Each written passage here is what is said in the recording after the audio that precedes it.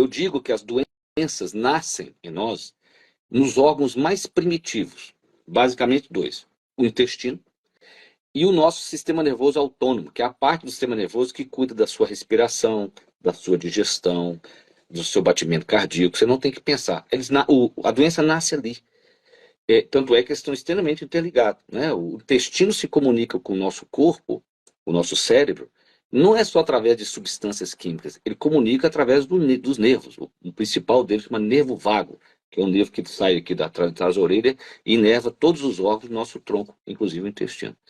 Então, essa ideia de que nasce no mais primitivo é que, né, vem essa importância, né? E por isso que aí, claro, aí começa a surgir essas observações, né, da alteração do bioma, né, da microbiota da pessoa que tem uma doença mental e a outra que não tem. Nós hoje não sabemos, é como se houvesse, cada um de nós tem um bioma, uma biota, é impressão digital. Mas começaram a perceber que, se você compara de um autista com uma pessoa que tem esquizofrenia, tem diferenças. Aí a grande pergunta, né, Lê? Se a gente mudar isso, a gente muda a doença? Esse é o mistério. E não muda. Não tem resposta para essa pergunta? Não, provavelmente a gente tem que abordar como um todo. Porque eu sempre gosto de citar um estudo muito curioso. Porque toda vez que a gente fala disso, você fala assim, claro, você tem que cuidar do seu intestino. Você hoje tem probióticos, bactérias patenteadas, que são chamadas de psicobióticos. O Brasil tem um produto desse na farmácia. É um psicobiótico. São duas bactérias Probiótico? patenteadas. Não tinha ouvido falar nisso. É um psicobiótico. É um probiótico que tem um efeito maior nessa conexão cérebro-intestino. Agora, olha que interessante. Tem um estudo que eles fizeram o seguinte. Eu quero Você pode fazer tomar análise do isso. Chama-se Probians, o produto. Só tem ele. Probiance. Probians. Probians. Probians. Da Apsen. Então, o que aconteceu?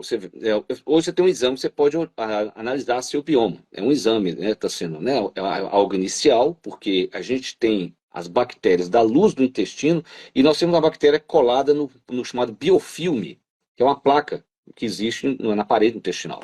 E aí tem uma discussão, se quando você olha esse exame, se você está olhando mesmo as bactérias, as mais importantes estão na luz do intestino ou na parede, mas conclusão, você tem um exame.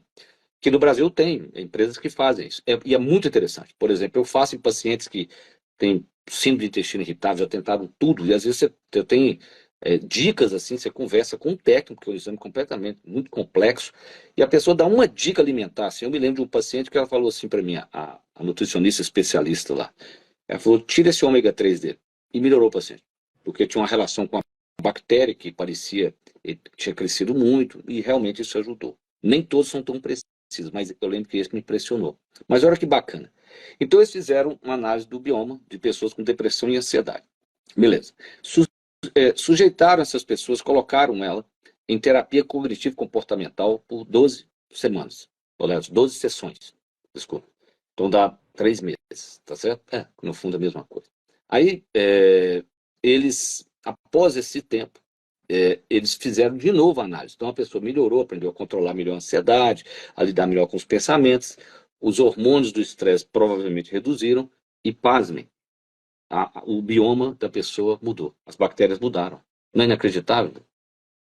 Não é inacreditável? Essas bactérias pesam 3 quilos, se você separar os pesos. Os micro-organismos do nosso corpo pesam 3 quilos. Nós somos bactéria e água. E o que a gente pode fazer para reverter isso, do ponto de vista do nutrólogo, do psiquiatra nutrólogo, do nutrólogo psiquiatra? A primeira coisa é tomar água, né? Porque a pessoa não toma água. Então, se você não tomar água, não adianta, porque o prebiótico, por exemplo, que é a fibra, ela não funciona se você não tomar água. Então, vou fazer uma analogia. A fibra seria como se você pegasse um farelo de trigo, né? Hoje a gente nem vê isso mais, mas né, nós somos de uma geração que tinha isso na loja de produto natural. Não sei se você lembra, tinha farelo de trigo. Cheio de glúten, mas a gente comia aquele negócio para melhorar o intestino. Então, mas naquela época ninguém sabia do glúten, ninguém prestava atenção. Não, e o nosso trigo daquela época tinha menos glúten. Também mesmo, era né? outro. Era isso mesmo, tinha no saquinho. Pó de serra, né? Que chama no interior, né? É pó de carpintaria, de madeira. Horrível aquilo, mas era horrível, não grau. Parecia que você estava comendo madeira, não parecia? Era parecia. péssimo. Isso mesmo. Mas eu já comi muito isso. Então, você olhava para aquilo, se você imaginar você comendo aquilo, não tomando água, claro que vai te entupir, você tem que colocar água. Então, primeiro tem que ter água, né? Porque aí a fibra ela é dissolvida na água, né? Ela mistura com água e aumenta o volume das fezes, o que é saudável. Então, primeiro água. E aí você tem que introduzir fibras na sua vida. O ideal é de legumes e verduras, porque você deve ter conhecido, por exemplo, que fala assim, não, eu fui comer uma aveia, né, e me dá muitos gases. Eu costumo dizer que é porque as bactérias daquela pessoa elas estão destreinadas. Elas não sabem mais digerir direito fibra. É verdade, porque criou um bioma tão alterado que se você der uma comida boa, ela adoece. Então você tem que, né, introduzir gradativamente a melhor maneira, né, para a gente não entrar em outros debates, não é de cereal. Se você introduzisse isso, por exemplo, de fruta, de legumes, verduras, aí você vai dar alimentos para eles. Mas toda sociedade primitiva tem alimentos fermentados. Ó, coalhada no É. Oriente Médio, natto, né, shoyu no Japão. Eu conversei com uma cliente ontem que mora na Indonésia, lá também tem o tapê, né? É uma também de soja, lá tem. Na Coreia do Norte tem aquela selga deles, né, que é fermentado. E aí você quer ver que interessante, Leda? Como é que esse povo come tanto arroz e eles não são obesos? Você já Pois percebeu? é, não é estranho isso? Por causa disso, Leda. Eles jogam o probiótico como se fosse um vinagre, né, um fermentado em cima do arroz. E hoje descobriram que aquele fermentado, aquelas bactérias, elas diminuem a velocidade de absorção do arroz. Por isso que eles comem um arroz, que é um carboidrato de a rápida absorção, e eles não são obesos. Uma das explicações. E é verdade, todos eles, eu perguntei para ela, mas na Indonésia, ele falou, nossa, doutor Frederico, eles comem tanto arroz e eles não são obesos. Aí eu perguntei, mas tem algum fermentado junto? Ela falou, é o tapê que chama, é um fermentado de sódio que tem. Então, Então, se a gente toda a sociedade comer arroz com molho shoyu, a gente não vai engordar? nós temos que ter cuidado porque o nosso shoyu tem até açúcar, o nosso aqui, né? É. Esse que você compra, né? Esse Agora não, tem tem que o ser shoyu original. de coco, não sei se funciona É, bem também, mas tem o eu não. shoyu de coco, que é mais É, natureba. tem shoyu de coco. Eu não sei se você já provou, tem coisa que só quem nasceu nativo come. Por exemplo, natto, que é o melhor dos fermentados japoneses, que tem uma enzima que só tem, chama natokinase, que é uma enzima anticoagulante. Mas é um negócio assim, para aguentar comer o natto, você tem que ter sido Tem japonês. que Você ser é japonês, você japonês, aprendeu com. né? Porque se não for Desde a japonês, infância. Ninguém aguenta, né? é aquela coisa que a gente pode comer uma vez, né? Mas não vai É, virar um hábito. é, vai virar um hábito. Então, toda a sociedade tinha isso, fermentados, e nós perdemos isso com a modernidade, tá certo? Nós perdemos.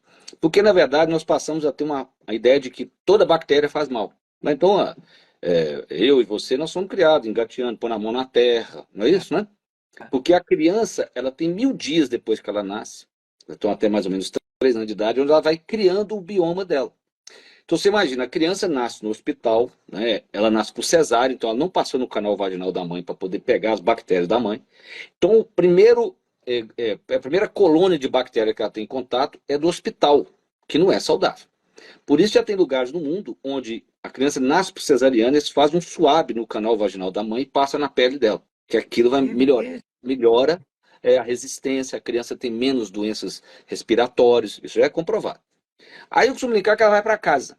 Aí quando chega em casa, ela toma banho com um sabonete que não é neutro. Então mata, ou um sabonete que não é do mesmo pH da pele. Aí termina de matar tudo.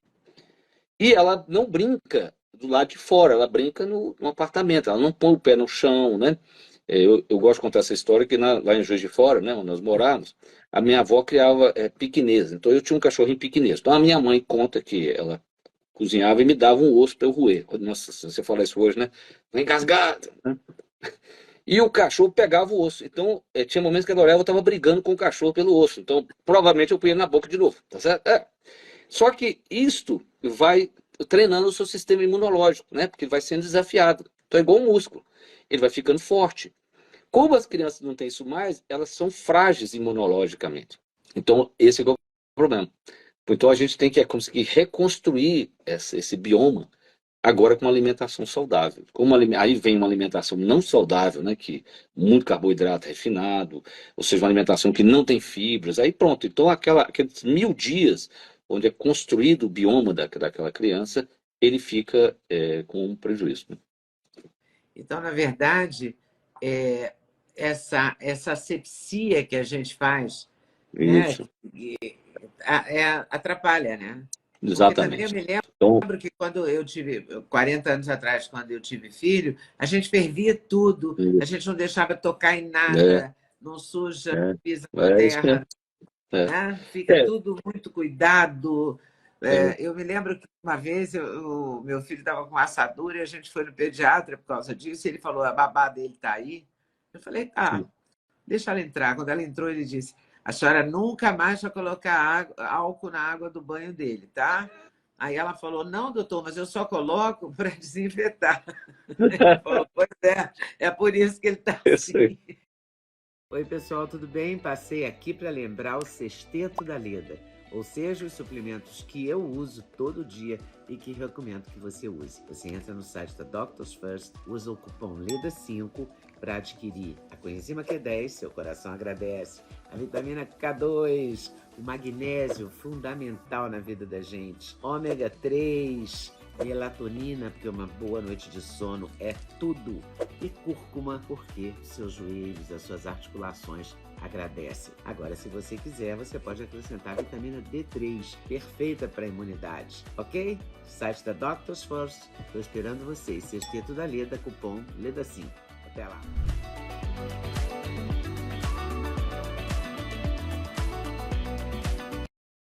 Gostou do corte que você acabou de ver? Vale a pena conferir com certeza, né? Então vai conferir muitos outros cortes no canal de cortes Leda Nagli. É claro que a entrevista completa você vai conferir no YouTube Leda Nagli, canal Leda Nagli do YouTube, você não pode perder de jeito nenhum.